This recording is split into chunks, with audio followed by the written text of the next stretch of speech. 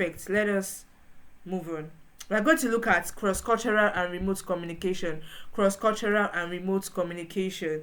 Because whether you like it or not, you're going to meet with different individuals, across Nigeria. Because I want to believe that each and every one of us here, you are not just thinking locally. Like, you need to be globally minded. Globally minded. That is why it's very important that you learn global competency, ability to also understand how the world work beyond your country. Look at the world, not just in the lens of Nigeria, but globally. Very, very important. Because you never can tell, you can be promoted to go and represent your organization outside Nigeria. So when it comes to tech teams, are what when it comes to tech teams, you have to think global, not local, right?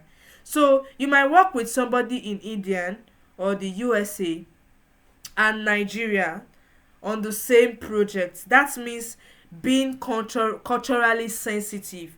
And when you are, I mentioned global competence, right? When you are culturally sensitive, you are going to avoid slang.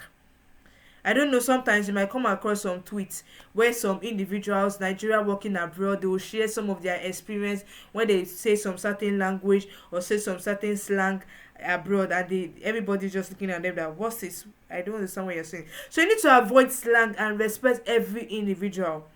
Avoid slang, respect time zone. You don't go and chat somebody that you are working on the same projects, when they are sleeping. That is why, I mentioned being globally minded.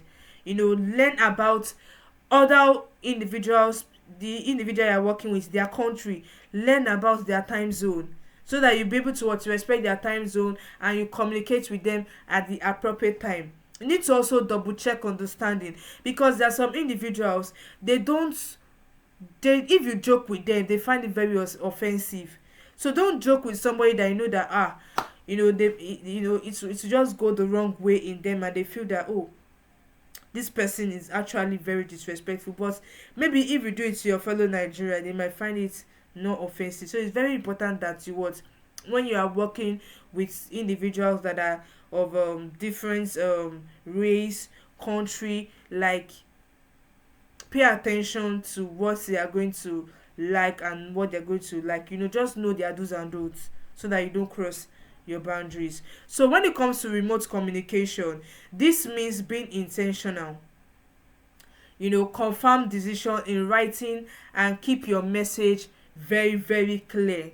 Very clear. We've talked about this again and again. So let's move on. So you need to also understand that digital empathy